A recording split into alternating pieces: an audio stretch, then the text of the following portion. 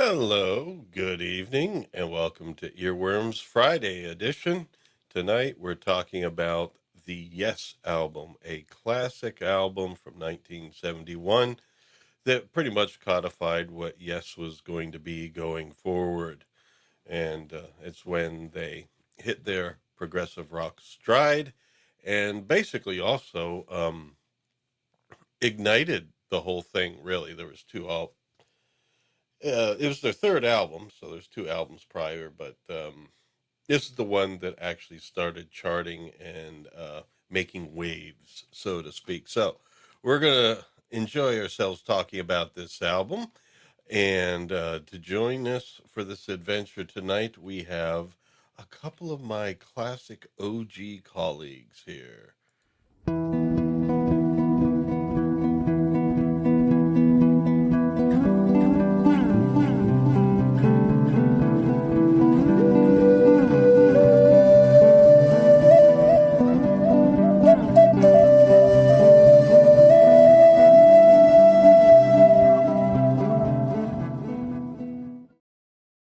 Classic album, classic guest, Mr. What up? Mountain Hawk Gorley.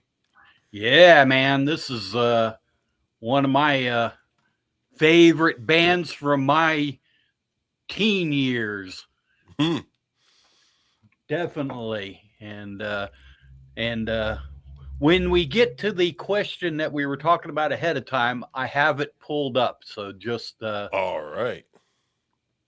Well, that sounds good. You might even need to remind me at the appropriate moment because we were contemplating a lot of things beforehand, and I don't remember everything. Yeah, absolutely. Well, there's a lot involved in this album. It's going to be fun. Oh, yeah, and I was watching some interviews and videos that I could find and everything, and there'll be a lot to talk about, but our canary in the coal mine, so to speak, is going to be this dear, lovely lady right here. Yeah. Because she doesn't, normally listen to much Yes, but that's not because of Yes in particular. It's like she doesn't listen to a lot of things with regularity and know all the band members and know all this and stuff like that. She'll hear a lot of things and say, I've heard that before, and, but, it just never became kind of like a history. So tonight, we're going to be doing some live reactions. Well, we'll see her reaction after hearing some of the material we're going to be presenting here. Please welcome my wife and the commander of Psyche Opera Company, Liza Sahito.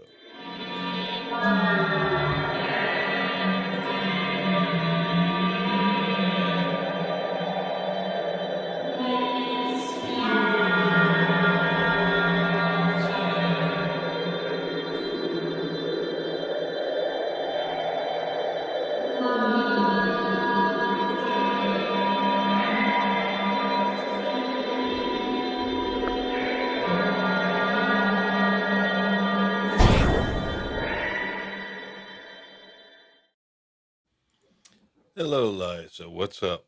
Hey. Yep. Canary in the coal mine here. Canary in the coal mine. Yes. I like the new avatar. Thank you.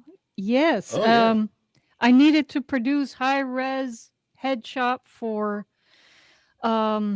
Cigar Box Guitar Festival I was invited to perform in, and Lawrence and my buddy Pete will be a part of my set. So, yay! We are going to film. Good deal. Yes. Look forward to that. Yep. Yep, we're doing it. It's in, what is it called? Bradleyton? Bradenton, Florida. Yeah. It's a few miles away from Sarasota. Okay. On the West Coast. Beautiful place.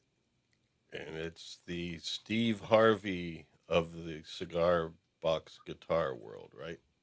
Steve Harvey, yes. He's the one who invited us. Yes, the great guitarist Steve Harvey. I can't wait to meet him in person. Wow, really? A-R-V-E-Y? Yes. That is cool. You know of him, Mike? I am somewhat familiar. I won't say I'm like super, but I know of him.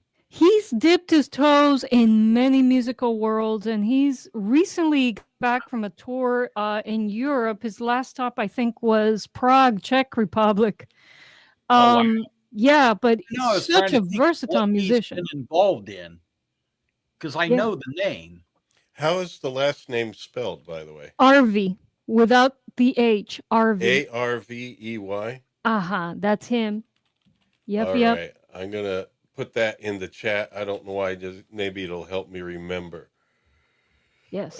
Because do check I out was his thinking, channel, well, folks. maybe it's RV, like the letters R and V. Nope. You know, it's cigar box guitar after all. So He does play cigar box. Yeah, I was looking him up. Okay, that's where I've seen him. Yeah. He's, Okay. I mean, people know him for his Delta blues playing, and his vocals Right. are incredible, but he's so versatile. He's composed reggae, rock. I mean, he does it all, my friend. And Yeah, he's well, I thought you such a said Steve talented. Harvey at first, and I was like, but then I looked it up. You said Harvey, and I looked up. I'm like, oh, I've seen some of his videos. oh, Yeah, well, I'm the yeah. one that said Harvey, I guess. Well, But that's all right. Yeah, I've wasn't seen a that couple of his videos. a television presenter that had a show? Or is that Paul Harvey? That's Paul Harvey. Uh, Anyway, well, that's super cool. Hopefully, it's a And now you know big the time rest of the success. news. Thank you, Mike. Appreciate that. Yeah. Yes, we're excited. Yeah.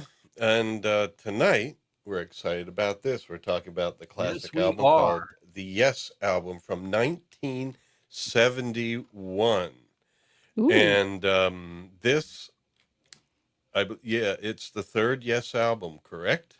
It is the third Yes album. Yeah, and the Thankfully first two successful. albums, however, were not necessarily the Yes we know of today. I mean, I'm not even just saying band member wise, but the sound was different in the first two albums, wasn't it? Going a little Absolutely. bit more pop rock. And yeah, they were this album, they were on the line. They did not have a lot of success with the first two albums. Right. And then they added Steve Howe. And yeah, had this album not been successful, yeah, that probably would have been the end of them. Interesting symbolism there. I'm not sure what it means, but Yeah, we what's have an going on with empty that chair. mannequin head? Yeah, in the chair. Well, it's not yeah. that. We have just that. It's like an empty chair and then a mannequin head. Hmm. And I'm trying to count here. Is someone in the dark there or someone behind the mannequin? Oh, yeah, there's someone behind the mannequin head. Yeah, there are five. Tony Kaye, the keyboardist, is sitting there with a broken foot because they had Ooh. they had a head-on collision coming from a gig to the studio to do this photo shoot. Oh my God. And yeah, he broke his foot. That's why he's sitting there with, you can see the cast on his foot. And they were pretty much scrambling. It was kind of an improvised shoot. And the guy who did the photographer, Storm Thorgensen, put the basically threw this mannequin in there as kind of for the lighting and just to be kind of different. So it was just laying around, and That's such a coincidence. I have this mannequin. he found it in a trash bin in the studio. It was in the trash. For checking the lighting, and they're like, this looks cool, I'll do that. Coincidentally, I bought that mannequin to do some projection mapping on, so just to play around with lighting. Well, it's the same shape and design, but maybe yeah, not the same but I have one. I have that foam head. Anyway, it's funny. And it says he used infrared film. Oh, well, you and see that's how they got it. that tint out of it. Yeah, that's where. Yeah, well, and he crammed. Yeah, very cool. Yeah, it's interesting. But you don't see any glowing things like for heat sources. But anyway, but yeah, it's a memorable cover.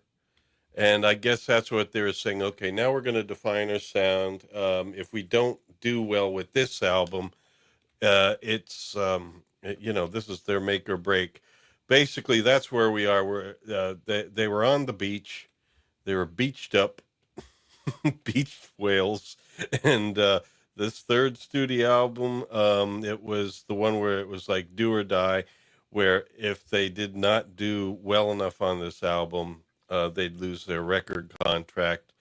Um, and this is where they established their progressive sound and who they would be here going forward. And I guess it was good. They got some inspiration from King Crimson the year before, or 2 years before, maybe around that, like in '69, because that established like the progressive rock sound in a way, and inspired a lot of musicians. And then probably these guys were hearing it and everything, and it, you know, it gave them a direction to go that wasn't just trying to be another pop rock band.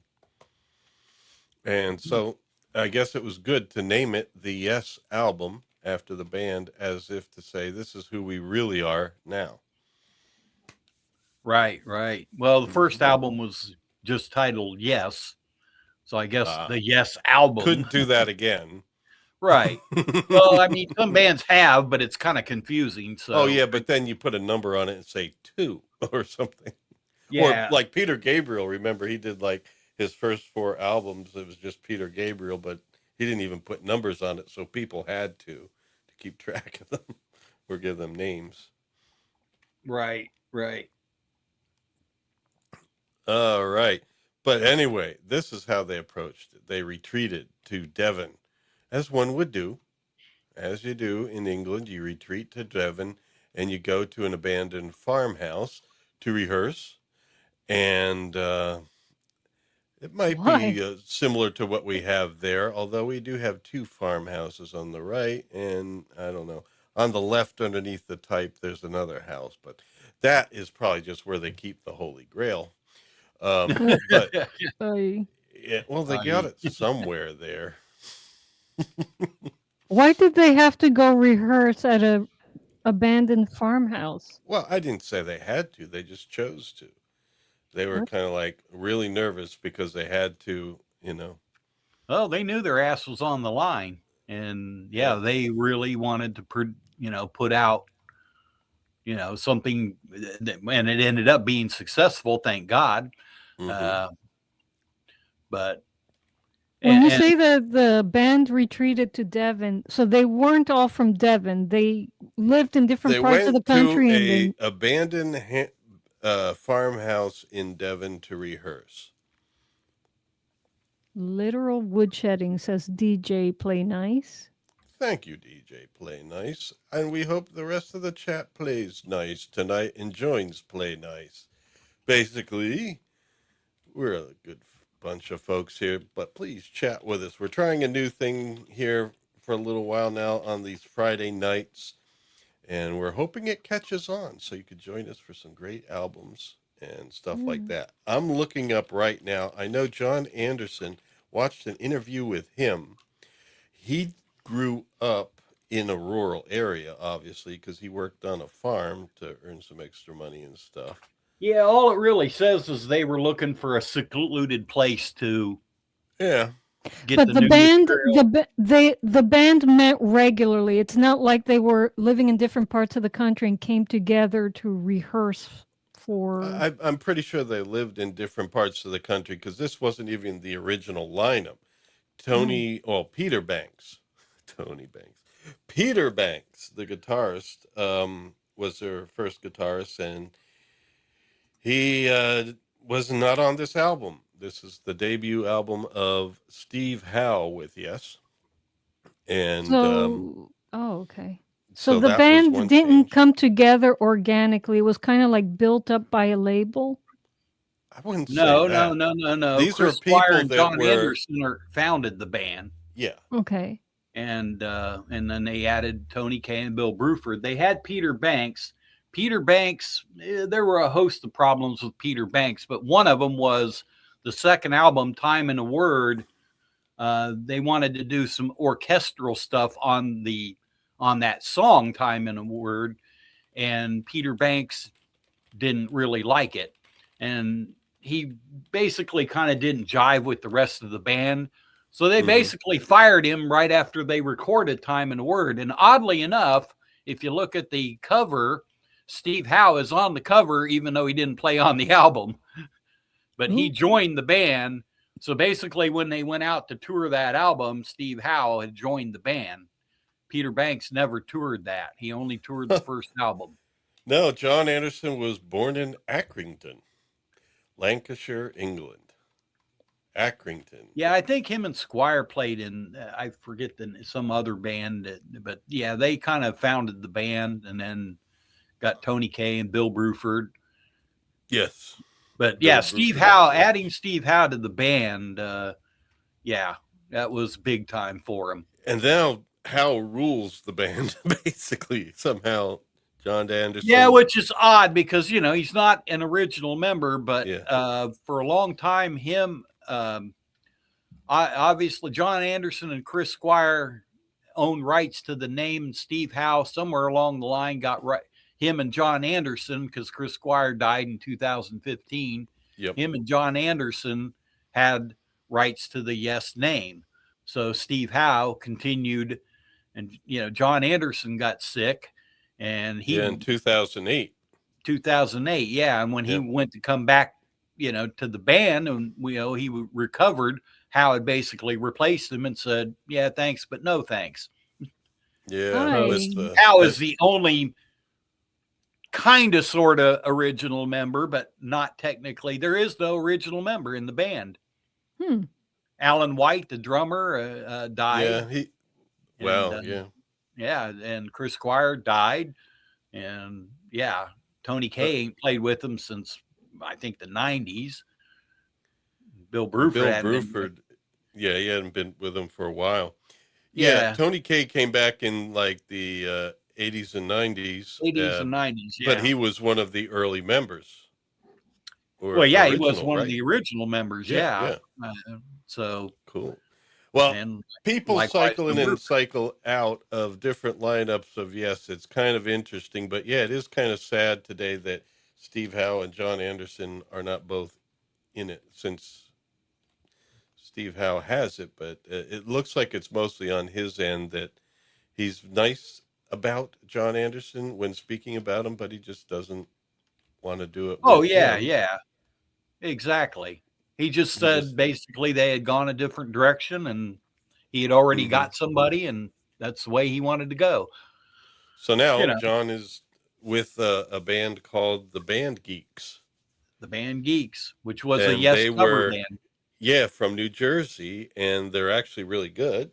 Yeah, and so he got a really good younger lineup of Yes cover band, and so it works for him. But they're also doing some new material too. So yeah, the new album's really good. Well, it's not super new now, but yeah. But it's released under the name, what is it? The Band Geeks and Jon Anderson? Jon Anderson and the Band Geeks. Okay, there we go. Yeah. It's all, there's no Yes on it. It's all original songs. Yep. So. But at least being a band that can play Yes music very well, he's got a band that sounds pretty much the way he wants them to sound, and we're good. Oh, exactly. Yeah, they sound more like Yes than the current Yes lineup. And like I said before the show, I'm not dishing Steve Howe. I am a huge Steve Howe fan, but the last few quote Yes albums to me haven't sounded very Yes. All right. And I'm not one that wants carbon copies of material, but I just really, they didn't do much for me. And speaking of sound, as usual tonight, and as we keep doing these Friday nights and keep going forward, this will become more and more of a thing. We being on you. Well, he just killed himself. Oh, we lost him. Where'd he go? I did that before we started. I was going to unmute my mic and I killed myself, but oops. Yeah, there you go. Lawrence, we can't hear you. Well, He's well, talking, good but riddance. he hasn't noticed that he dropped off this. Oh, is he still in there talking? Yeah, I hear him talking. Oh my gosh, that's Oh funny. my! I need to knock on the door, Mike. Hold on. Go ahead. I'll be I back. guess I'll just yeah, exactly. Well, now I'm on the spot, aren't I?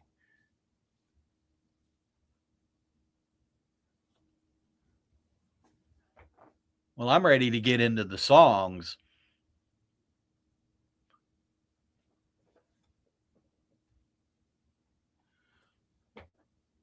Well, I became a interesting.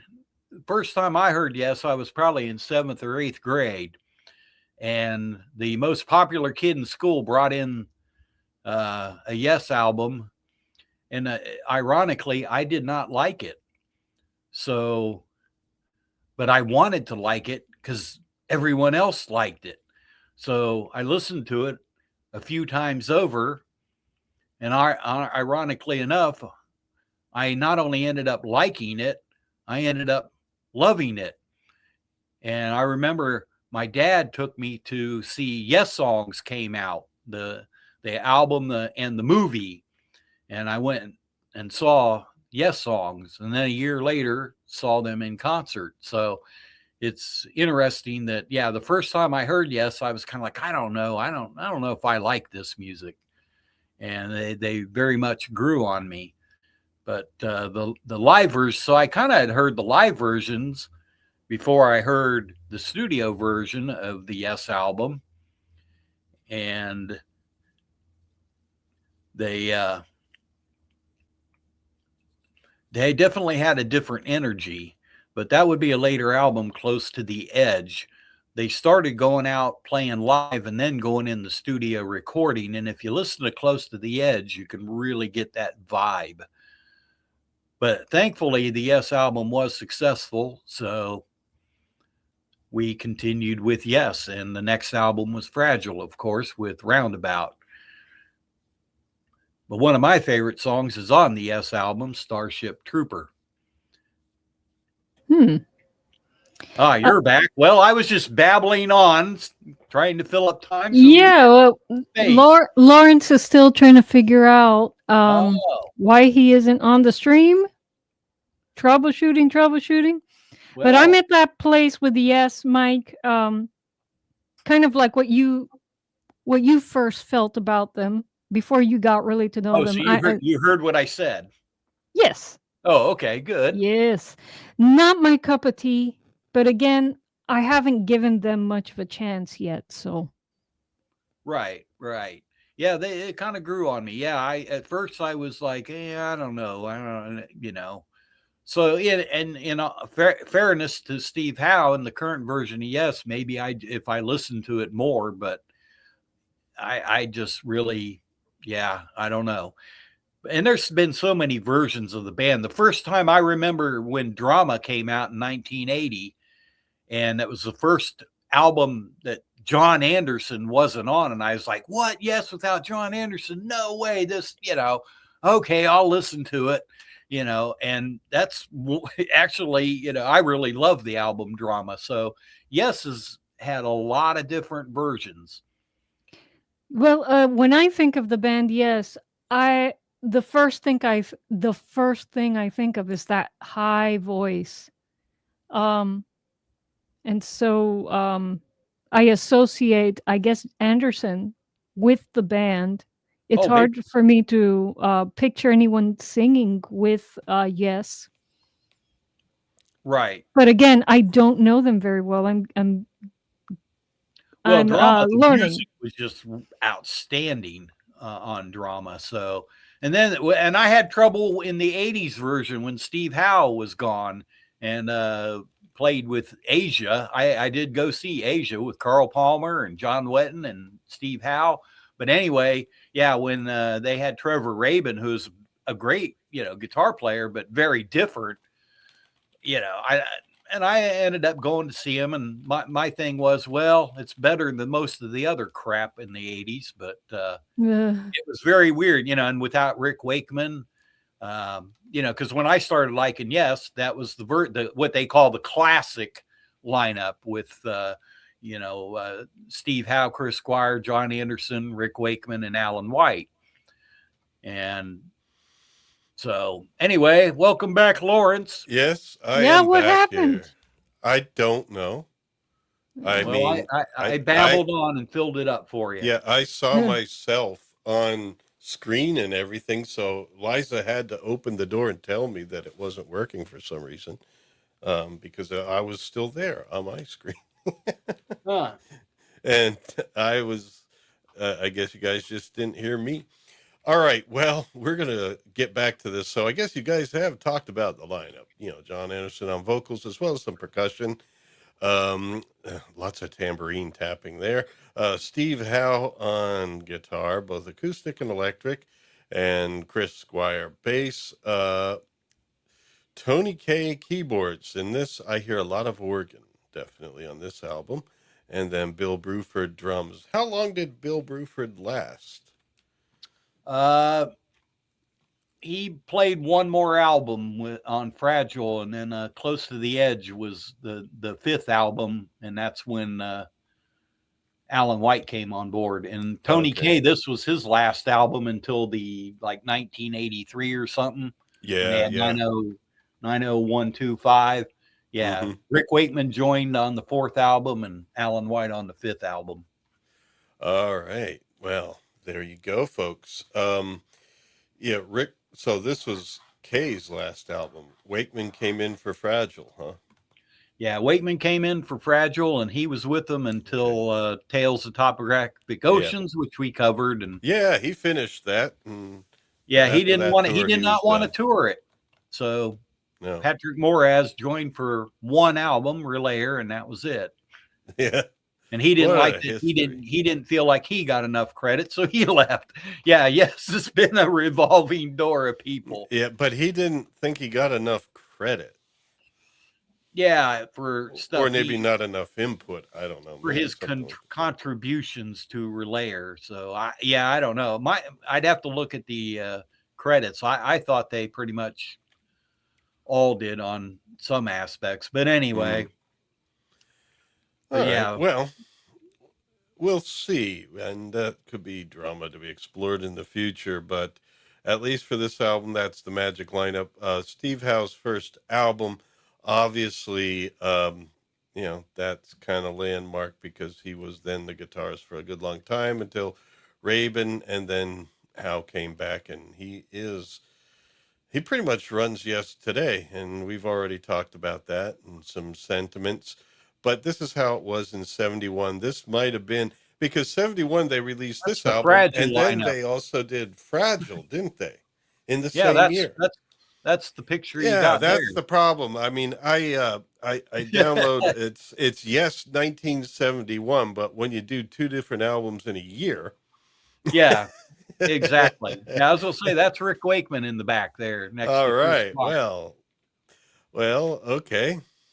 I guess the lineup was a bit fragile at the time.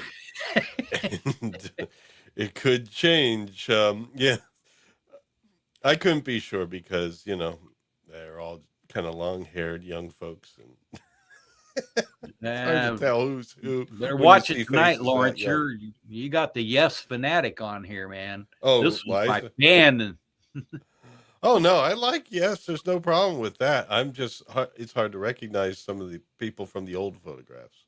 Yeah. But yeah, I guess you grew up with seeing them that way. And so for me, it's like looking back and trying to look for resemblances. Jon Anderson, you can usually tell, although it's hard to tell. Sometimes his hair looks brown, sometimes blonde. I guess it was kind of like a dirty blondish brown. I don't know. Anyway, it's kind of like gray blonde today. All right. And I did see an interview with Jon Anderson and an opera singer known as, the channel's called The Charismatic Voice. If anyone wants to check that out to see a recent interview with Jon Anderson, it's like 9 months ago. He is 81 now. He was 80 at the time, but still, making music, still performing and everything. and it's a really good interview. So I recommend folks check it out. I might play a bit of it later just for fun, but definitely you have to check that out since it's another creator, another channel, and we wouldn't want her to lose out. I mean, she only has 2.8 million subscribers. Only. Well done. I am a germ on her back. Okay, here we go. Yours is No Disgrace, the first song on the album. Now, what I was doing before I got rudely, not that you guys did anything, but somehow StreamYard rudely began ignoring the fact that I exist. I was about to paste this link in there so folks can hear the music. I have a link to the YouTube music channel and directly to the album so you can hear music on the album. And while hearing it, talk with us. Open it in a different browser tab, at least, or browser window. And then that way you can have both open at the same time. And that's what I'm going to do here. I'm going to take this chat I just posted, and I'm going to pin it. What that means is it'll always be at the top of the chat in case you lose it. And right, so I'm opening up the link myself. Liza can do it, and we're going to hear Liza's, what do you call that? Her unbiased opinion as a newly reacting listener to the Yes album. So I'll let you folks get playing. Right? The second? The second album labeled Yes or titled Yes. Well, it's the third album, and it's called The Yes Album. I put the link in the chat there so you can go straight to it. The first song is Yours is No Disgrace, which I am currently listening to. It's the first track on the album, and we'll let you hear that at your earliest convenience. And while doing that, could talk a little bit about what the song's about, because Mike and I already know the song. Yeah, well, I listened to the whole album earlier today. Again, after probably 337. Actually, I was on the way home from work yesterday. But anyway, I've listened to it all recently. Yeah. I read about this. Apparently, what Jon Anderson, who he's speaking to here, are those returning from the Vietnam War. Now, it's not fully over at this time. Right.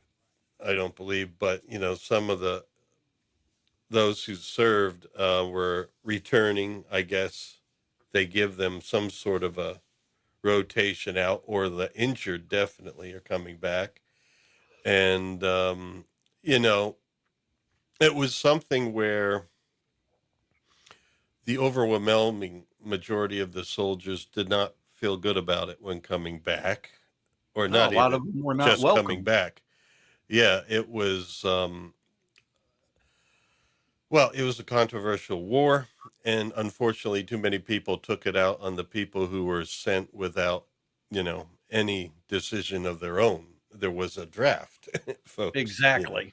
And so it was either go there or go to jail, maybe even, I don't know exactly what happens to you if you dodge the draft, but it's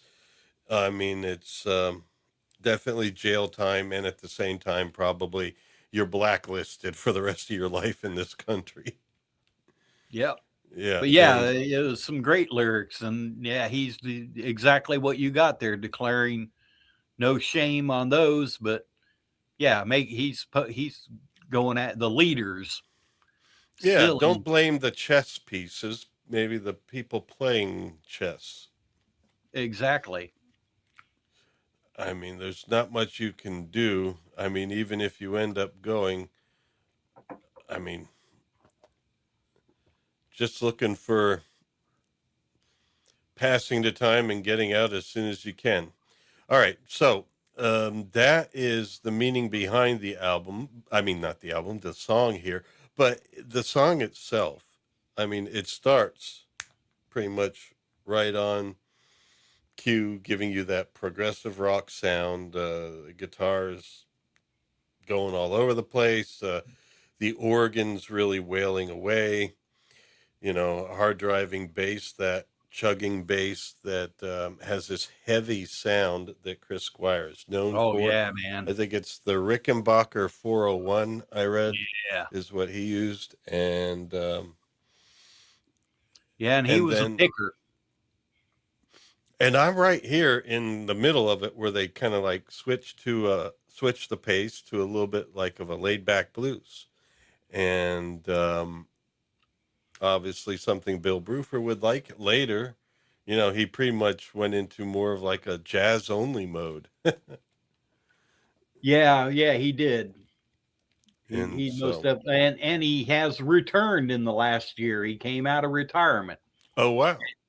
Yeah, and he's playing jazz again. Ah, well, maybe he'll do earworms. Hey, there you go. Give him a shot. Yeah, well, that would be cool. Yeah, that would be great. I think we Let me need to see if have, I can get a hold of him. yeah.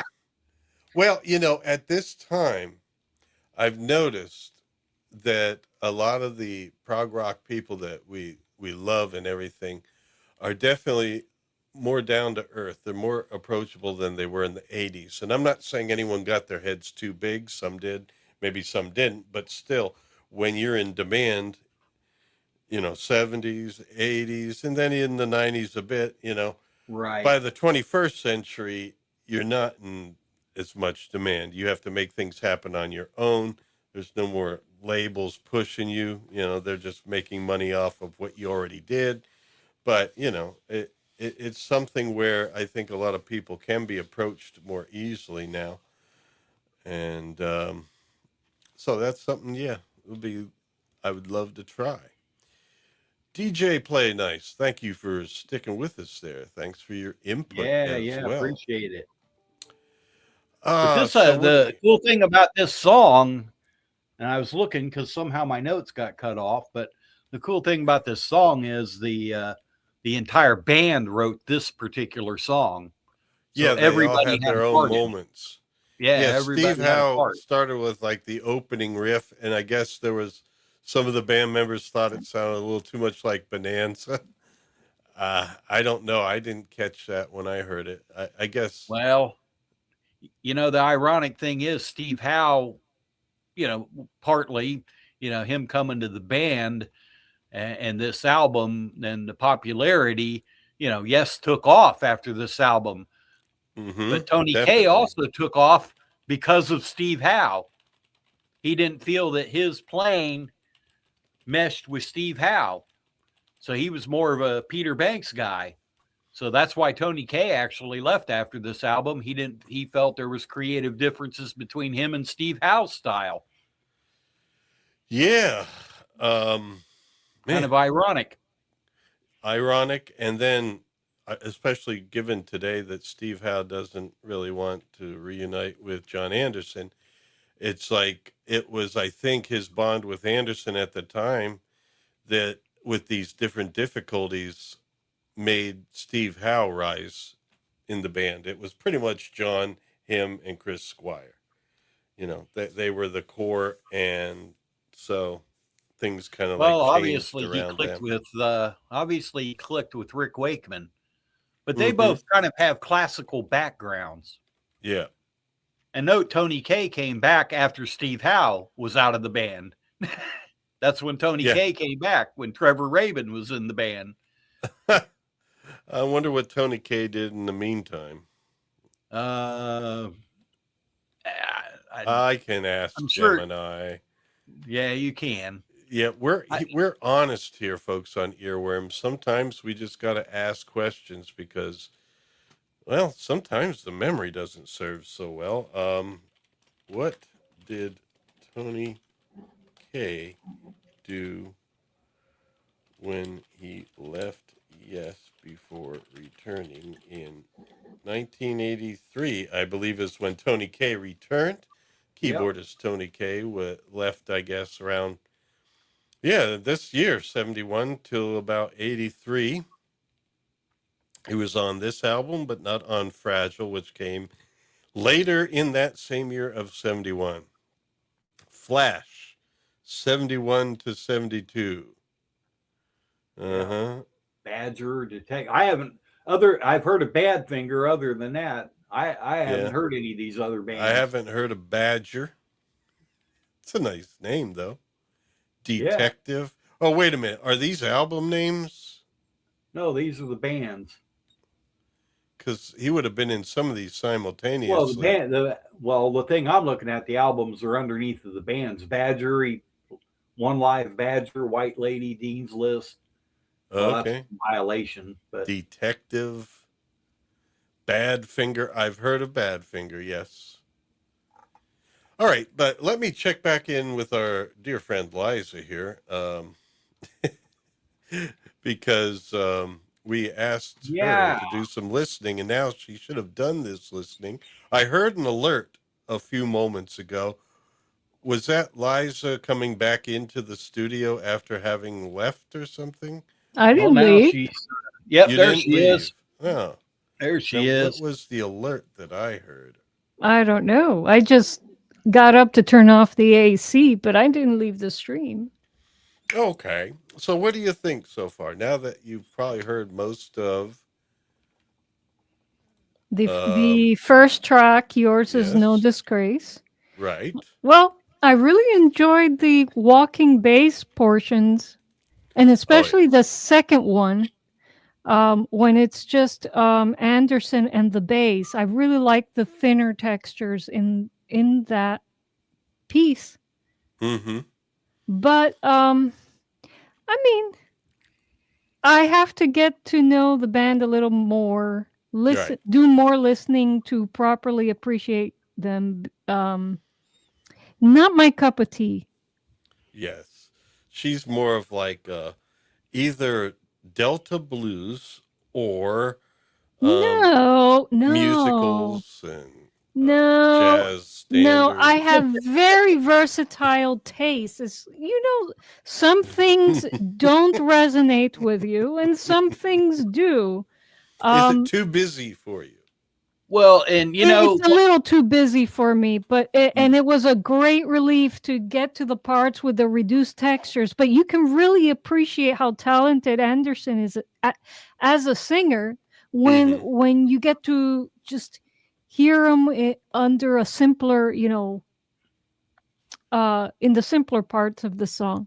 Okay, go ahead, Mike. I'm sorry. I cut you off. I'm sorry. No, go ahead. Streaming. What I would suggest, because I was saying this earlier, I actually, before I listened to this particular album, Yes Songs had came out, which was right after there was the Yes album, Fragile, Close to the Edge, and then Yes Songs was a 3-album live. Yes. And so I had heard live versions, because almost all of the Yes album, I think except for one song, is in Yes Songs. There's also a movie if you want to watch them play. And I did go see the movie. But anyway, I really felt after listening to the live versions and then going back and listening to the studio album, for me, that there was just something kind of lacking. Like when I listened to Starship Trooper on this album is one of my favorite songs. And it is so much better to me live. And yet one of the things they struggled with, and they realized after they made Fragile, was that they didn't have the energy in the studio that they did live. So when they recorded Close to the Edge, the producer or engineer that was working with them said, okay, well, we're going to record it. Then I want you to go out and play it for like a month and then come back and we'll record it again after you've played it live. And they said, I don't know how many albums they did that, but they did that for a while after that. And if you listen to Close to the Edge, to me, it has more of that live feel that you hear on Yes songs. Hmm. So that's a long-winded, but I would really suggest listening to the live versions. It pops out a lot more to me. That Well, makes this is that makes one perfect song sense. also, Yeah. and we're about to get a big change of pace with the next song. Anybody, if you don't see the link there in the chat, I think you do. The chat has not been overly active tonight because we are still trying this out, fairly new. Well, the next one is live. Yeah. Yeah, it is live, but it was put on the album. I But know, not but what I'm only saying that, is, that's a yeah, it's big live. texture change. So, Liza, you do get another texture change here. Now, on YouTube Music, this is interesting, folks. It's Mm. listed as the clap, but it's really clap, isn't it? Yep. There's no the in the title, although they do Oops. have it here Yeah. on YouTube Music. Yeah, Is this AI? This it person? is AI. It is very much Yeah, AI. that background is AI. You know me. But Well, I find it I just wanted to champion your point, Mike, that about the live versus studio recording thing. It Lawrence knows this because he helped me record a band I was playing for in graduate school, and we were so high energy live, and the recordings we made when we were rehearsing and live were great. And then we decided we want to make a professional studio recording, and we booked time with Lawrence, who was the engineer at the studio at the time. I would not call me the engineer at the studio at the time. He, It was in our department. I was somebody with engineering skills that that was able to use the media writing and production. Right. Well, studio. Lawrence engineered our session, and Mr. Humble. yes. Well, I know, but you don't want to say wrong things like that because remember, Weeks is the main recording studio there, but the media writing There's studio two is, recording yeah. studios there. Well, We there's probably more booked than time that. in The the jazz in department the has their own and all that. yeah. We booked time in the small one, and Lawrence was the engineer, and so for our session, and man, that recording session, we felt like we were dragging our feet, and we went back to listen. Beautiful recordings. I mean, perfectly recorded, no noise, well balanced, but there was no energy. There was no energy, and we ended up liking the stuff that we recorded on our phones and on cameras more than we liked what we put together in the studio. So that's interesting. So their live albums or stuff that was derived from live performances are definitely better, huh? I think Yeah. so. Yeah. Yeah. It's Yeah. kind of like, like the Grateful Dead. They never were known as a studio band. But this was a way for them to compose, and of course, as would be today now, it's really they promote your live tours and concerts. Yep. Of course, they were a way of also generating income on their own back in the day.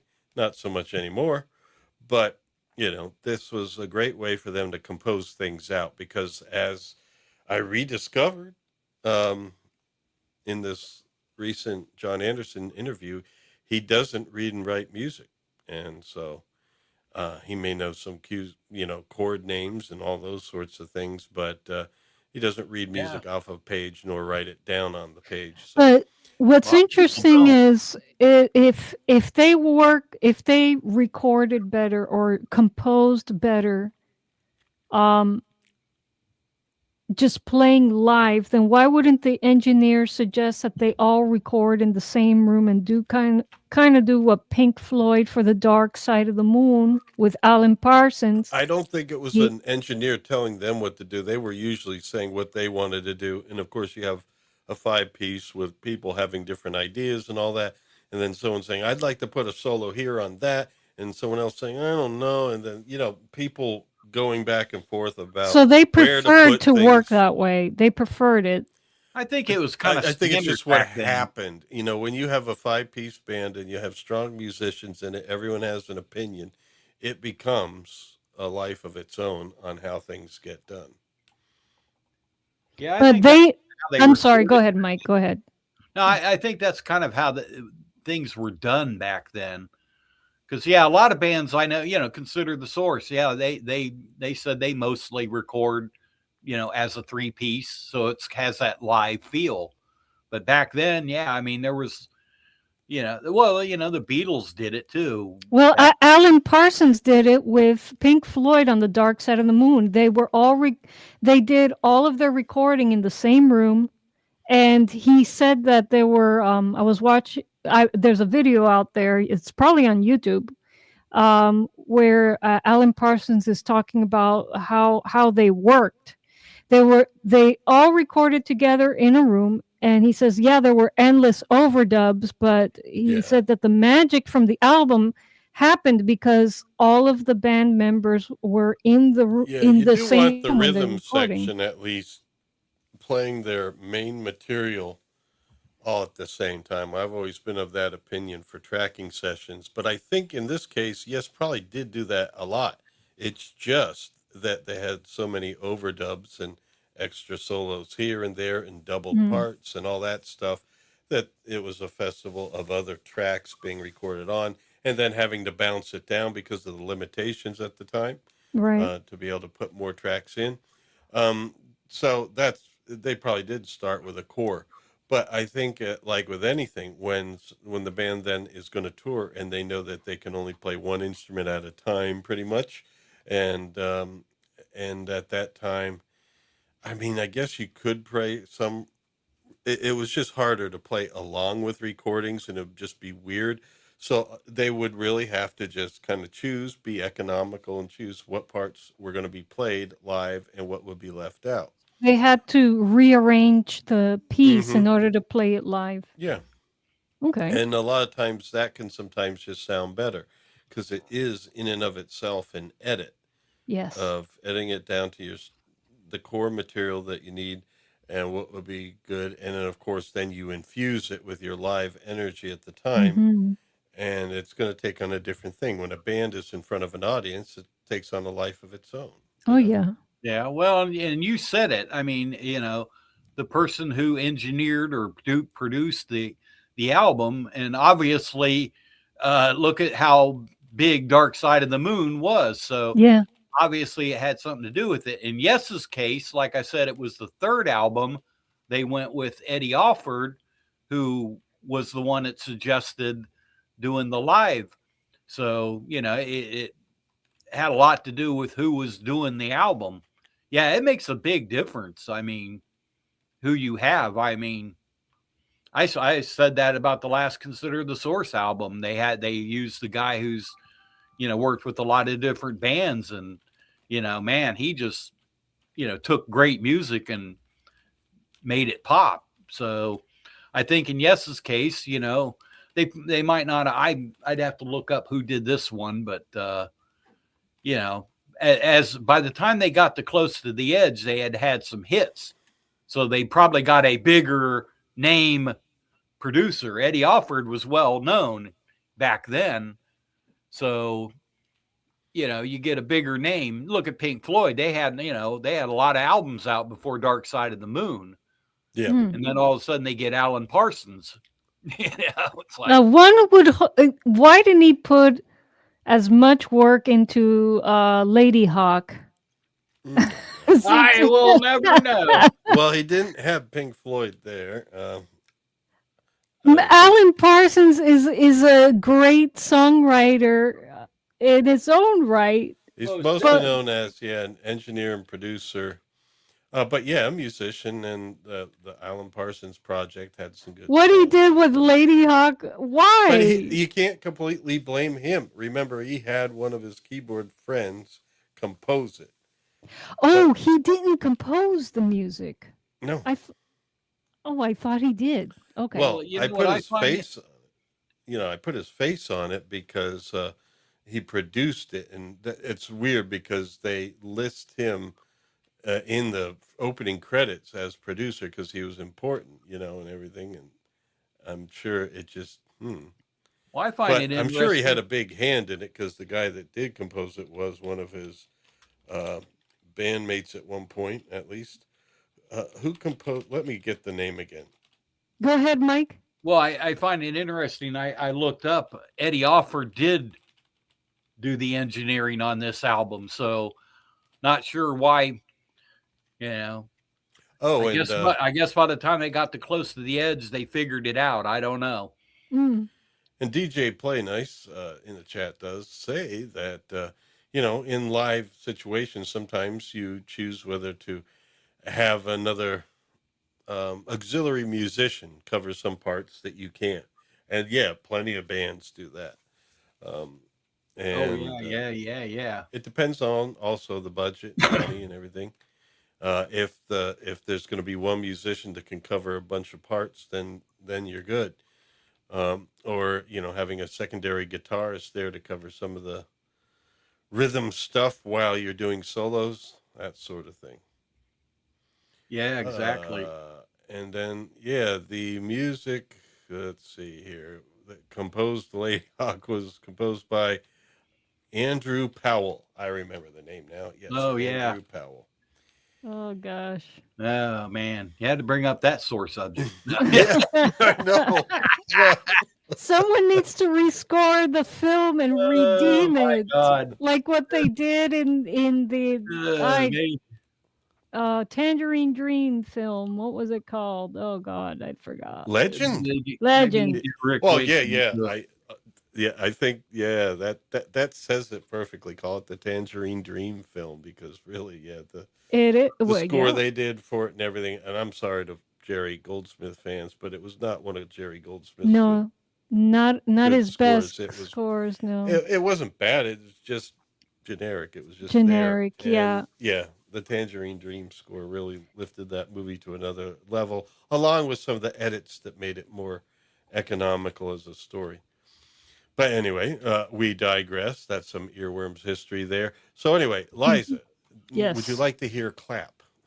Well, Well, need to do it yourself. I shall go back into YouTube Music and Yeah, listen because to that's it. what we're on now. We're on Steve Howe's clap, which Yeah, is, really. Actually, that's what's interesting. It's his first, it's first album for him, and this is, it's just him. This is not a band thing. It's just him. second track. It's a live recording Second of him. track. Yeah, I mean, it's a great song, definitely. Yeah, and I did that when I was looking for more info on it. I did do a Gemini thing, and Gemini told me in no uncertain terms, it's often mistakenly called the clap, but it's really clap, and it has nothing to do with that. What do they? He said that horrendous disease, and it's like I wasn't saying it had anything to do with that, but the company that made you, Gemini, also owns YouTube Music. And on YouTube Music, it is called The Clap. Well, now you have educated Gemini, Mm-hmm. and it will try to educate YouTube. Well, now it might know. Now that I've said it out loud, Gemini hears everything. So we have an interview, do we? Huh? An interview. Ooh. It says play interview with David Maloney. We do have an interview. Ooh. David J. Maloney has a channel on YouTube where there's a number of interviews, and one of them happens to be an interview with Steve Howe, the very Steve Howe we're talking about now. I'm going to play a piece of it, but there's a link in the description to the full interview.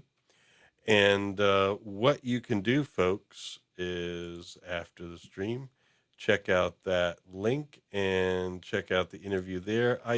When I find other things on YouTube, I might play a portion of them, but I usually, do like to say that folks should go to their channel to give them a play. There's according to Wendell Wiggins, there's a reason why the piece is mistakenly called The Clap, and it's because Jon Anderson mistakenly introduced the song as The Clap live. There you go. When Thank you was for that? adding that tidbit. That Yeah. Was Yeah, that at the I beginning of the that's song hilarious. itself? Hold on. So it's Jon Anderson's fault. Is it at the beginning of the song itself? Hold on, let me see here, because he does. I hear his voice at the beginning introducing.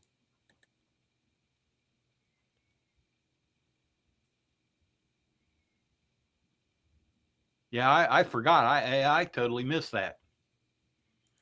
Yeah, you just talked as soon as Jon Anderson did. Hold on, let me get this one last. Yes, in the song itself, Jon Anderson at the beginning introducing it calls it the clap.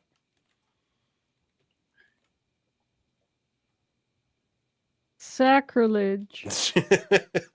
Well, maybe it was supposed to be, and they didn't put the on the album. Could be a misprint. Should I listen to this piece? Yes, do it. Okay. I'm waiting for the interview. All right. Yeah, it's coming, but it takes a bit for me to get things set up here to play properly. Agree. What did you do? I want to play this video. So it's good that she's getting something done while I'm trying to set up playing this video. All right, there we go. It's about ready to go now. And what we're going to do is listen to David Maloney and Steve Howe interview. Link in the description to go to David Maloney's channel to play the interview from there. We're just going to hear a portion of it here. Looks like a good channel. Lots of different interviews and stuff there. It's cool because I think now with a lot of progressive rock and classic rock folks being kind of like up there in age and everything, and things no longer being a big scene, you can approach these people and do interviews and so forth. And oh, I like this folky stuff. Now, the song is about Steve Howe's firstborn boy, who was named Dylan, born in 1969. So, Mike, do you see the interview up on screen there? I do. Okay. So here we go. Liza, whenever you're done, we're going to be playing this interview. In Yes is rightly enshrined in the annals of rock history. So I was wondering, what was your first impression of that first session with the guys in Yes? What He's talking about 1971's The Yes album. was your memory of that first and that's the session that's kind of stayed with you all these years? Yeah. Well, it's pretty powerful because I didn't really, I was open to offers. So when they said, oh, come down and audition for Yes, I'd heard of this band, I had a reputation.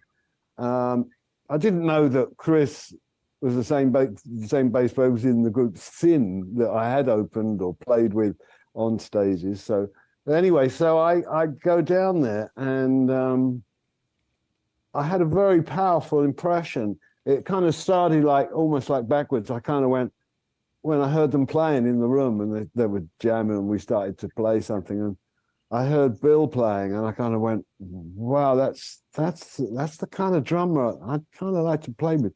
And then I look at Chris, he's like all over the bass, really hot bass, Tony Kaye's got this wonderful Hammond organ sound.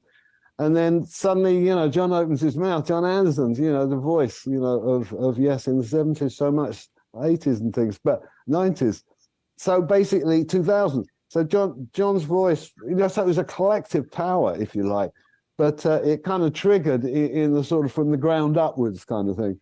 So yeah, I was well impressed and I thought, well, get my foot in the door with this band. It's the kind of band I was looking for where I felt, possibly we were equal craftsmen in our skill. We'd put in, I'd put in 10 years, on the guitar to find that spot where I was at that point. And it was really a question of, did they like me? And I loved a quote later that came out that Bill thought I was a bit of a hippie, and that was no secret. And okay, so His first impressions were very good, but yeah, Bill Bruford thought he was a bit of a hippie. We'll hear a little bit more, but then, this interview does go into lots of details, which I've listened to, but I don't want to play a whole thing from someone else's channel. I'd like folks to go there if they haven't seen it already and see it there. But just a little bit more. But they were too. But Bill was most probably a little bit of a straighter guy than some of the other guys were. And but I knew that, I sensed that if I got into this and helped to make this great, then it might be a big thing. It was a good gamble to take. Speaking of the Yes album, I mean, one of the all-time greatest, in my mind at least. What do you consider to be your biggest or greatest contribution to the album? Was it a lyric or a riff or something, some songwriting idea, or something else entirely?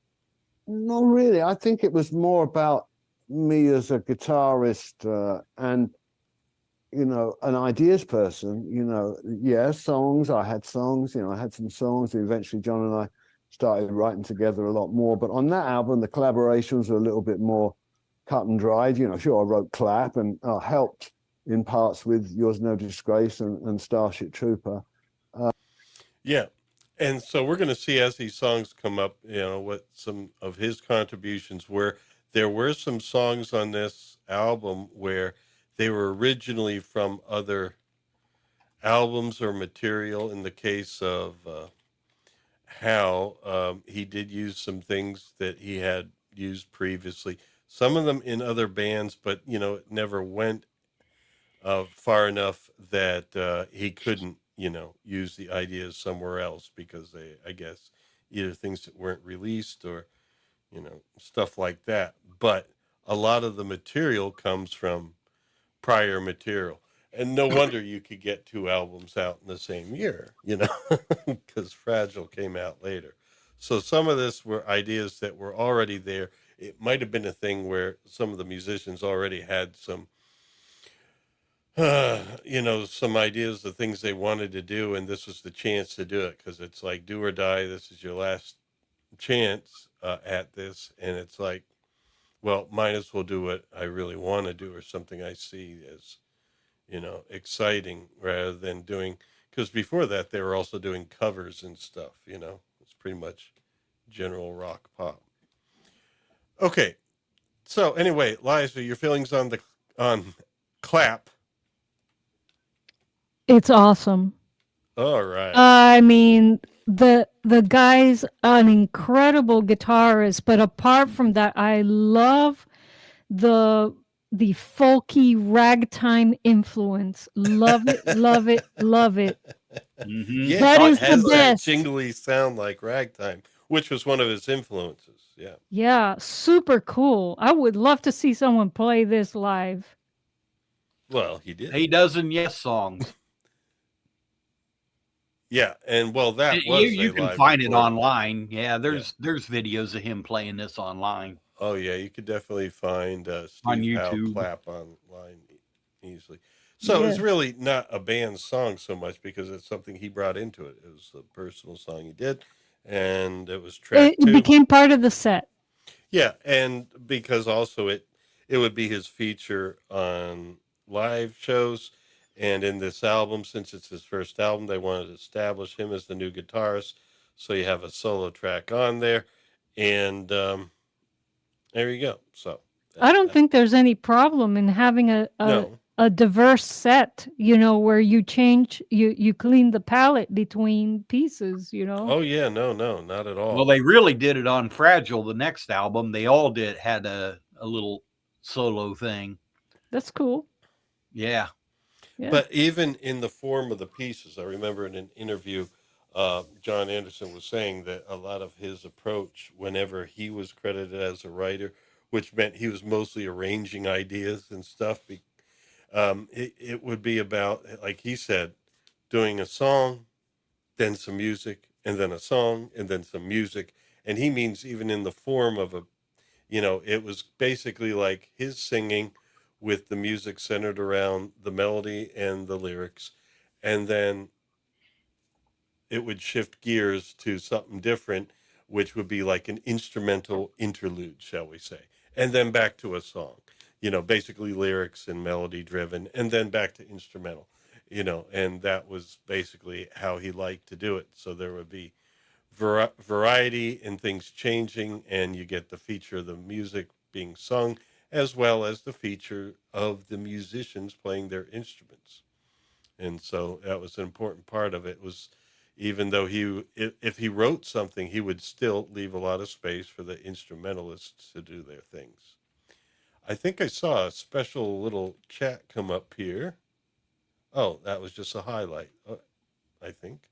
Liza. Oh, it is a chat from Wendell Wiggins. And Yes. Wendell Wiggins says a portion of a song from the Borast album titled Nether Street was named Worm and reused as part of the song Starship Trooper. Yes, I do have it in the bullet points here, I believe. Yeah, that was one of Steve Howe. You can find some of that on YouTube as well. It's interesting to see Steve Howe in his younger days playing. But yeah, that's true. He did.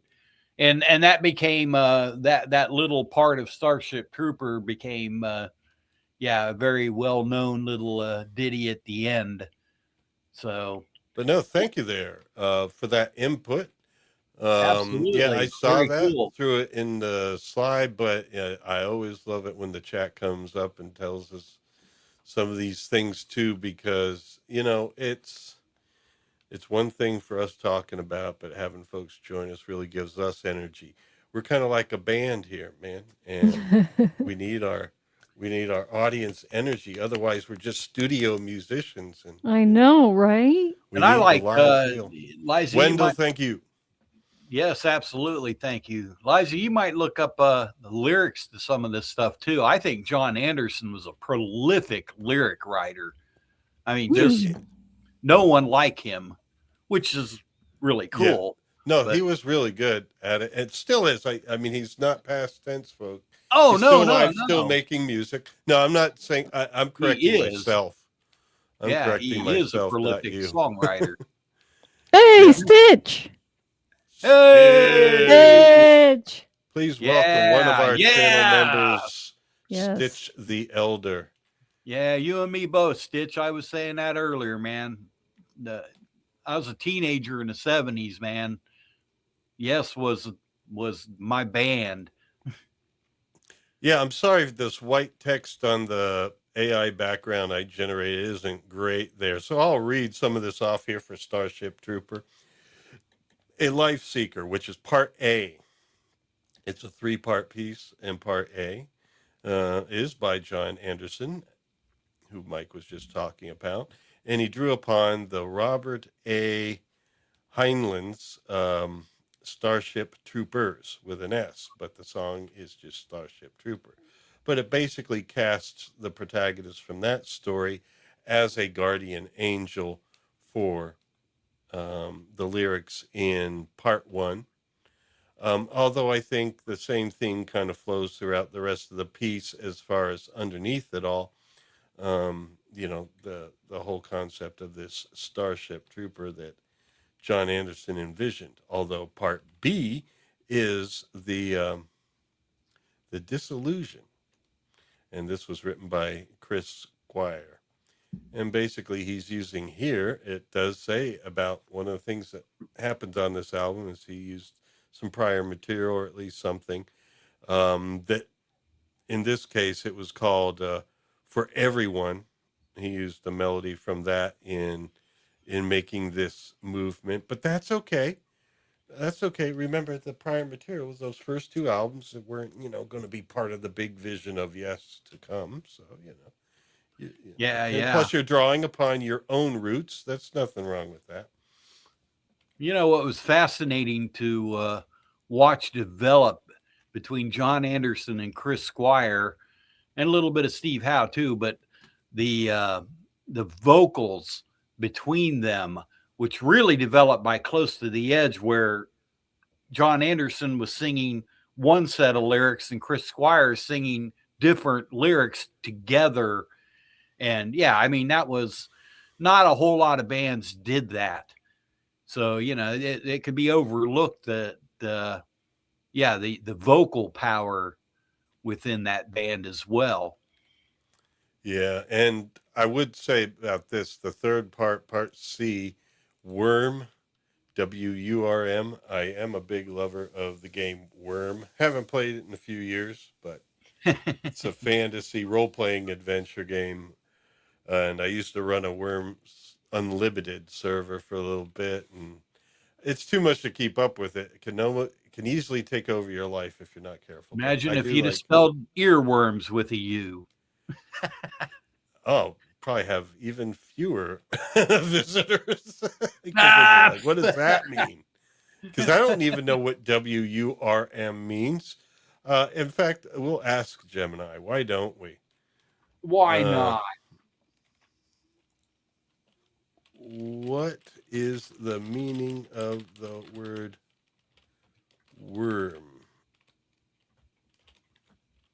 Yes, with that spelling. It's the German. It's German for It's worm. just German for worm. Yeah. Let me see. In the context of the band, can draw yes, the other- word worm is most famous as the title of the third. Yeah, I know that. Etymology and mythology. Yes, Worm it has is broader meaning. Snake, dragon. Yeah, also can mean dragon and things like Yeah. that. And I think that's what they mean in the game Worm. Yeah. Probably, But yeah. Old High German. Not just German, it's Old High German. Yes. Oh, In like ancient High Elvish. Word related to Yeah, kind of like High WYRM. Elvish. Yeah. Yes. But Oh, I'm listening to that part right now. It's yeah. cool. According to Stitch, the Elder sounds like Yes was a Moog band. Moog? Moog, as in the synthesizer. The what now? Well, when Wakeman had a Moog when he came in, which Yes, was he later did. this year, 1971. But on this album, it is Tony Kaye. If he had a Moog, he might have. I don't know, but he's largely Hammond B3 on this album. There may be some synth in there too. It's. Welcome, a contemplative reader. And he has a chat. We need to give. We have reader some new something. viewers. Yay! Yay! Welcome, Yay, folks. welcome everybody. Was there a raid from somewhere, or were Hmm. we just found? Just accept it, Lawrence. Accept it. Accept the gift. Accept the popularity. Folks, we are talking about the Yes album. At the top of the chat, you'll see a pinned message there where I have a link to it on YouTube Music. Anytime I use YouTube Music on the computer, I don't get ads. I don't know. Maybe it's because I have the Brave browser. I don't know. But it's a great way for you guys to listen to some stuff along with us because we're on YouTube and we can't just play it. So please do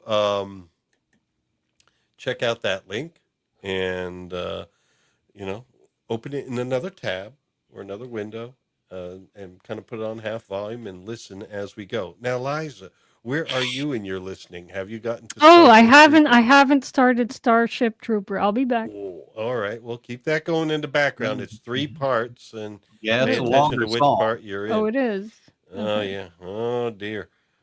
Maybe just give us some, start playing the first part and then just give us some feedback. Just tell us, All I'm right. in a tunnel. Okay, I I'll am do hovering. Just listen There to it in are- sweet, custom ways. Wheels of cheese turning beneath me. All right. Let's see. Alrighty. Yeah, I say some And things. Stitch, I'm very jealous, man. You saw Rick Wakeman solo, Myths and Legends. I remember seeing him.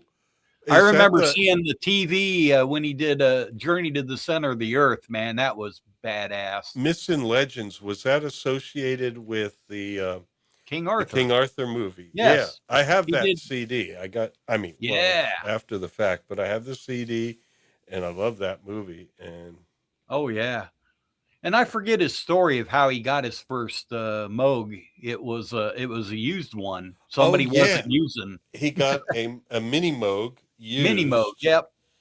um, because a gentleman that bought it was having trouble with it. He said, and Rick Yeah, that's Wakeman right. gave it, said, "All right, I'll check it out for you." And he's like, "This works just fine," And the guy's like, "No, I mean, well, the guy had a problem with it. He said, "Yeah, it only plays one note at a time." And Wakeman's like, "Well, it's only supposed to play It's one monophonic. note at a time. It's monophonic." And the guy's like, "Well, I can't use that." And I remember he got it so for Wakeman got it cheap. cheap. Yeah, he Yeah. got it cheap just because somebody didn't know that a monophonic synthesizer plays one note at a time. Yep, and he's used them ever since. Yeah. But yeah, it is hard to duplicate. Yeah, it's very hard live, and especially back then. They were playing arenas, and if anyone remembers arena rock, depending on where you were sitting, the sound could be bouncing all over the damn place. Yeah, So, yeah. They've gotten a lot better, I guess, these days. But I'd prefer to see it. That's why a lot of bands are playing, theaters and shit now. Of course, you're going to pay an arm and a leg to see them in a smaller theater, but the sound is just so much better. Well, fortunately now, I would say you can feel a little bit better about it because, say you want to go see Yes today or Jon Anderson, his band, the Band Geeks, the Band Geeks.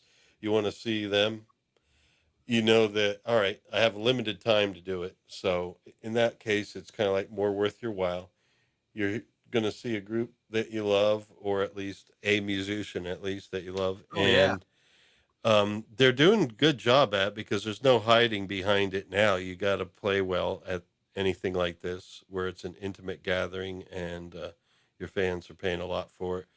And they don't necessarily need a lot of money these days. So, that most of the money is going to go to, the person that you're supporting or whatever, because they're no longer under a big label. A lot of them do crowdfunding for albums anymore. Yeah. And so, yeah, you know that you're cutting out a lot of middle people. So anyway, Liza, what do you feel? What are you thinking? I'm thinking. I'm still in the first part of Starship Trooper. Is it fair to say that in this point in time, British rock bands all kind of like were drawing inspiration from the same well, which is fine, because the composition, this part of the composition itself sounds like a lot of early Genesis. It's through composed. Well, this is the same couple of years. Okay, so that makes sense. Yeah. This is 71. I think Genesis was just going at this time too. In contrast, what was happening on this side of the pond in 71? Like, what were the big names on this side? Because I don't think American bands sounded quite the same. Oh, no. I think maybe it was like the first Eagles album. What was on the first Eagles album? Like Thank You, and I don't know. I don't know that. I'm guessing. I'm not even sure. But I know that, like, I think One of These Nights was 73. Let me hear. Yeah, 71. What year? Yeah, you're coming off of your. Yeah. Yeah, I'm asking real quick. You're coming off of the Eagles' the first West Coast album, bands. self-titled Eagles, was released in 72. I'm off by a year, but that's just a year later. So yeah, we had the California rock thing with the Eagles was just starting. Let's see. Grand Funk. Funk. Yeah, Okay. yeah, Grand Funk. Remember Grand Funk? Yeah, our chat can help us out. We're talking about Chat EW, Chat eWorms, as opposed to Chat GPT. Thank you, Chat eWorms. You're probably going to get more correct results from Chat EW. Probably. Yeah, Grand Funk Railroad. And there was also the soul sound at the time. Mm. Was Otis Redding going strong at this point? I gotta check that, but Mm. I think a lot of that Southern soul sound was also. So we were leaning more on like American folk, and It was a variety, I think. Well, you had the Was Doors. The well, the Doors were pretty Doors, big. yeah, in the 70s. Were they in 71? Let's see. I'm gonna add this. What were top rock artists in Mike, can you name 1971? In I guess the most popular piece from the Doors? I know that I've heard their music before. I'm just trying to recall it. Oh well, Light My Fire, but I think Okay, that's okay, that's okay, the '60s. okay, No, okay, and Morrison died in '71, so they were okay. they were at the They tail were end. at the tail end in the She Loves 70s. You Yeah, a Madly. lot of bands were kind of I think the San Th- Francisco scene was the big bands were still going, but Mm. yeah, I don't know Three about Dog Night, scene. Joy to the Three World, Dog Night, yeah. 1971. Rod Stewart, 1971, composed Oh, the theme alright. song to Star Trek Enterprise. No, it Nah, was his No, 1971. breakout year no. with the Yeah, album but Rod Stewart's British. Oh, yeah, yeah, I know. I looked up that too, and I got yeah. Led Zeppelin, The Who. Those are British bands. Led Zeppelin's British. Now, I mean, Oh, A Rolling Stone. That's one thing. At this time, I think, especially in prog rock. Yeah, we had the Doors, Grand Funk Railroad. I don't know if that's prog rock, but let's say classic rock. We had the Doors. We had Hendrix. We had mm, Janis Joplin. mm. But the Brits had some heavyweights. Man, they had the real heavyweights. oh yeah, Wait, yeah. but wasn't Janis Joplin like her big thing was a decade earlier? Oh my God! And And Hendrix as well? all this is actually before my time, Liza, but I did listen to a lot of them growing up Oh yeah, because, you had the Allman Brothers. oh They yeah, were There we go. There comes the chat Grateful to the Dead, rescue again. Grateful Dead Oh wow, great minds think alike. Yeah, Allman Brothers. Yes. Yeah, was, Eric Clapton, Derek and the Dominoes. well, Eric Clapton's British. Oh yeah, he is. Buffalo. Well, Buffalo Springfield was a mix. Oh, there you go. Yeah. The Oh, Beach Boys. Yeah. wasn't Fleetwood Mac also a mix? Yeah. Wait, but they started in the 70s, but their heyday No, was in the Janis 80s. Joplin passed in 70. And that was Oh, at the height of her Oh career. yeah, So Janis she Joplin. was Yeah, right up until this time. And I think that's about the same time as Hendrix, yeah. So Well, here we go. Alice Cooper released "Love It to Death" and "Killer" in '71.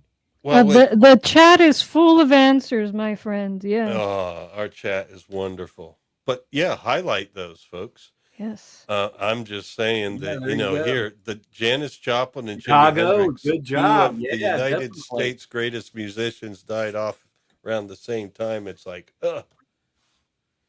So yeah, the British rock scene had a totally different vibe. no, there was cross pollinating. Like Jimi For sure, Hendrix that's gonna loved King happen. Crimson and stuff, and Hendrix would play in the UK. Well, during the brief time he was with us, he played over there, and then some of these bands played here at some of the concerts and everything. So yeah, But it there's was cross something pollinating. I But don't yeah, the know. progressive scene Yeah. was more of a British thing. But it was, I guess, at that time, people loved that, and they loved what you know, like Janis Joplin was inspired by soul and everything, and so they were really driven. Now, the British bands also were driven by jazz and a lot of the R&B artists too, and they Oh yeah, the let that big and say that blues. Beatles and the Rolling Mm, Stones and every Stones, yeah. even Led Zeppelin, the blues, you can hear it in there. But they were driven by that too. But it seemed like some of these American artists maybe stayed a little closer to it. I don't know. Well, Maybe. I'm thinking about, okay, what American rock the Beatles band. really stretched beyond the blues. I So, mean, where is this like through composed kind of chant and then chanting over these thick textures, and it's not like I'm listening to the first part of Starship Troopers. Thick textures and a melody that's kind of chanted over it, and you can't really sing it back, kind of telling a story, reciting poetry kind of thing. I don't know that I don't know that any American ensemble was doing that at the time. I can't well, think of any. And the thing is, because I don't know Yes very well, nor early Genesis very well. It sounds very similar to me. I haven't gotten, oh yeah. Well, you you would know, say that they're both prog rock. They're in the same kind of subgenre and everything. So yeah, there's Mhm. a lot of similarities. They're both from the UK, and they were hearing each other. yes, Oh, I'm Everybody sure. was yeah, like, I mean, it's a smaller geographic area, so obviously a lot of these bands are hearing each other. They kind of know each other. Some of them played with each other. When he joined Yes, Steve Howe forgot that he had played with Chris Squire before in another band. mm, You know, and so Well, he's on the same bill with them. They were yeah. in different bands. He was on the same bill. Well, that's the thing. I imagine it was kind of like you show up Well, if to a he's a hippie, he was concert, probably and some stoned. of the other acts on the concert were people you've played with before, in one thing or another, because it is a smaller geographic area, more of a community, um, and they probably knew each other a lot, and that's why if you look at the lineups for Genesis, Yes, King Crimson. You see all Emerson, Lake and Palmer. You see all these different musicians that have played with each other in different iterations of different bands before all the time. Well, yeah, I'm sure. But I think, and Peter Gabriel is a great lyricist as well. But I think I don't know. My take is Jon Anderson is very unique. Yes, the chanting and the way he would do it. I don't know. It's like, I sit upon the waters, I sit upon the waters looking at the sun, it The flow rise, is just that kind of stuff. style of writing. Of course, everyone has their own unique style, but yeah. Yeah. the chat is full of facts, folks. Uh-oh. Chat 101. Mm-hmm. It's Chat EW. Coming through tonight. Yes, folks. You know what? I'm looking at our time. B-side starts at 9 Oh and it's wow, 8:42. We have like 18 minutes before B-sides. We're halfway through the that's how album. good this album is. Hmm. Do you want to I'm going to ask our chat because some folks came in to drop in with us and it's heating up now, and yeah, we will be going shortly because our good friends at B-sides are also some of your friends too, and we'd like to let them have their slot at 9. But I think next week we are definitely going to do something. I think, should we finish up this album and talk about Fragile, or would you guys like us to talk about a different band? How about that? Let's hear some ideas in the chat, folks. Well, listen to the chat. I'm good with that. Just let them out there. Yeah, I mean, Can you put a poll so that people in the chat can vote? well, there's only 4 options in a poll. How about some folks give us some options? So we'll say more yes is one option. We've done Genesis selling England by the pound. Um, I know at some point, I think I do want to do The Lamb Lies Down on Broadway. Um, but it's almost like Cleaners since we haven't finished this album yet. Well, let's keep going. Let's keep going. Let's soldier on. We also have here. So in the chat, please leave us some options. I'll take the top 4. We'll do a poll, and we'll get that done before we're done here tonight, folks. Okay, But we yeah, got one vote from DJ Play Nice. Genesis Lamb Lies Down. Lamb Lies Down on Broadway. Yeah, I wanted to do that at some point. It'll definitely happen next week. I don't know. Stitch says he's okay with staying with Yes. Mm-hmm. And Wendell Wiggins says Gentle Giant. That's Mike. Mike No. is the gentle giant. Ah. I hate to really hurry this through if we need to be ending. Well, I think we should just finish and then maybe talk. then do Lamb about, after. well, or yeah, well, then you. I don't Well, know. no. What I mean is, how about this? How about we finish this with any extra? We'll do what we can tonight. But, if there's some extra from this, how about we do Fragile next? Yeah, that's what I was going to say. It's the next album. It'll seal up 71 for Yes. And then the week after, Lamb Lies Down on Broadway. There Ask the you go. chat. Sounds good. Well, we should ask the chat. What do they want? Well, I'm Well, hearing we've all of gotten that. some ideas, and I sound we've like a taken them in. shadow here. So, Mr. What do you Morden, want? what do you want? Yeah, That's what I was going to ask you. What do you got want? all of that. Yeah. Well, you can do, we can finish this, do Fragile next week. After that, do Genesis Lamb Lies Down with Broadway. And then if you want the following week, we can do Gentle Giant.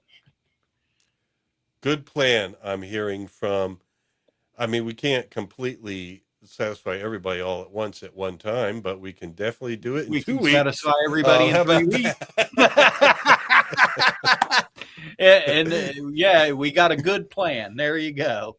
All right. Thank you, Sounds everyone. good. We're going to go with that. So we do Fragile right. next week, finish it up, and even more Yes talk, because I was watching this interview on The Charismatic Voice. Folks, check it out and search on her channel for Jon Anderson. It was a recent interview, and they're talking for over an hour there.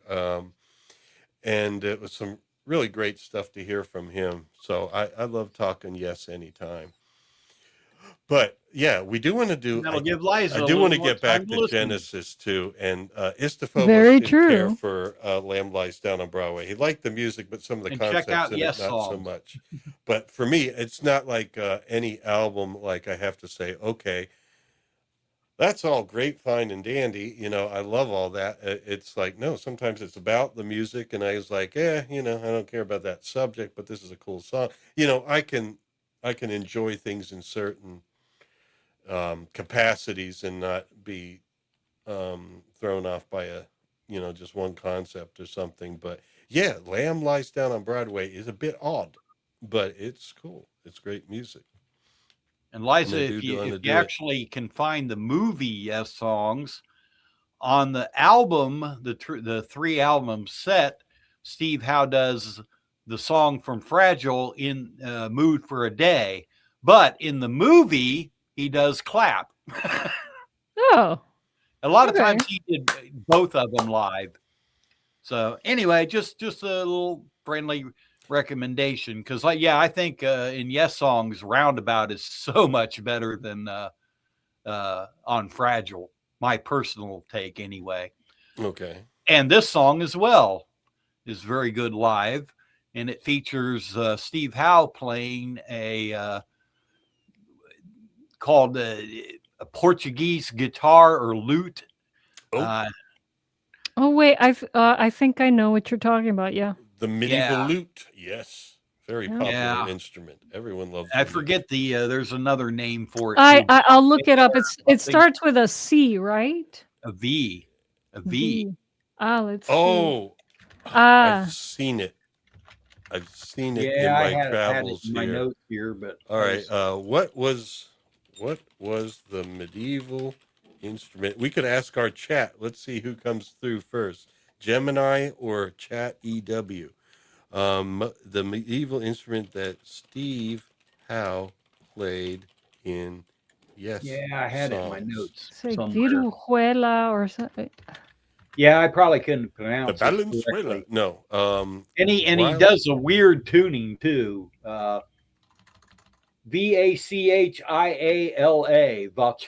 Vachalia.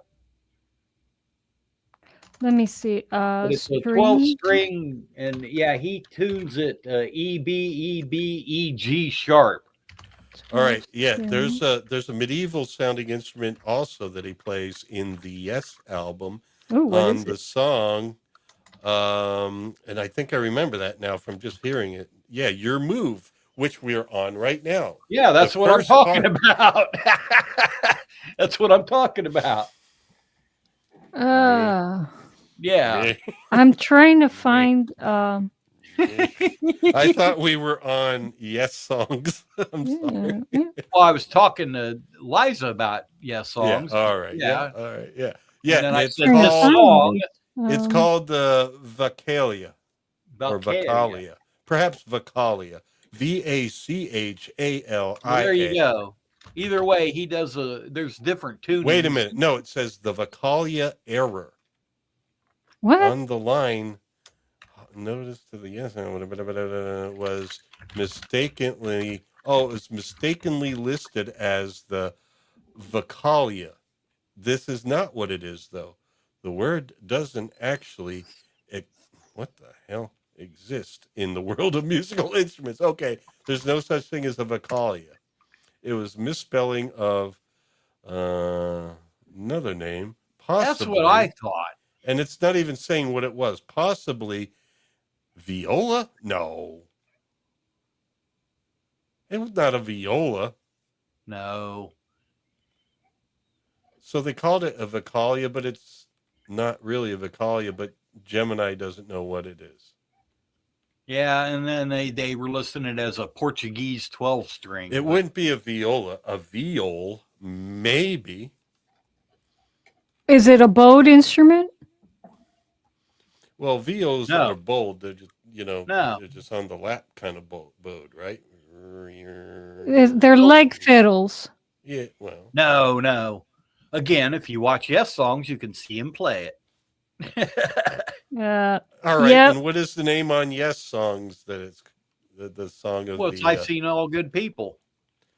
what instrument? I mean, if you does can't find the whole Steve movie, I'm sure Howe there's play videos on on- YouTube. I'm trying to get answers right now because we're all just like a bunch of. The Words chat is here. full of facts. And what are they saying? Do they have the name of this? instrument? Victrola tried that. No. Victrola. That's an old record player. Are they? Oh, the chat's trolling you then. You guys. Oh, you guys. You, Mr. Wiggins. I've seen all. It's man. I googled all this earlier, and I had hell of a time Victoria. finding, I think they were all just a little too stoned at the time. Yeah. On the live, and we're not coming across all that great right now, though. No. Sober. yeah, as there's can be. YouTube videos. What Portuguese song? guitar. Portuguese guitar. Yeah, that's what I said. Portuguese 12-string guitar. Well, doesn't it have a 12 fancier name?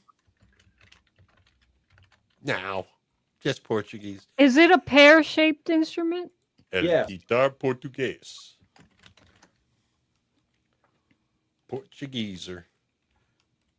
All right, we are at 8:53. We'll go right up until 9. I think and it's. then we'll I think we'll, it's pronounced we'll call it- Carvalho. Carvalho. The Carvalho, huh? I'm gonna check out B-roll stage. Make sure these guys know we're coming. We're coming to get you. Like they care. No, they're good folks. They're all good. They got a good, sturdy audience already, man. But we got some of your friends coming here. What are they doing tonight on B-Sides? Episode 122, Teenage Monster. Oh. It's a film called Teenage Monster. Do you know about Teenage Monster? No. Okay. We're finishing up Chat's full of answers. at Just is. 9 p.m.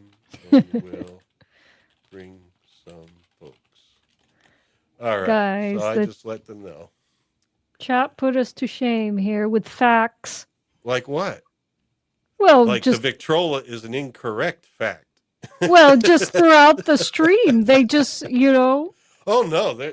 Our chat is truly wonderful, but sometimes they like to play with you. yes. They are leprechauns. Chat, are you gonna take that, chat? letting him call you a leprechaun. Oh, no. Chat. They're Well, with not a name coming like back. They're not coming Stitch back the next week. Elder. Stitch the Elder? Yeah, he's not course. coming back next week. He's not. That's, well, maybe a Cluricon. Perhaps.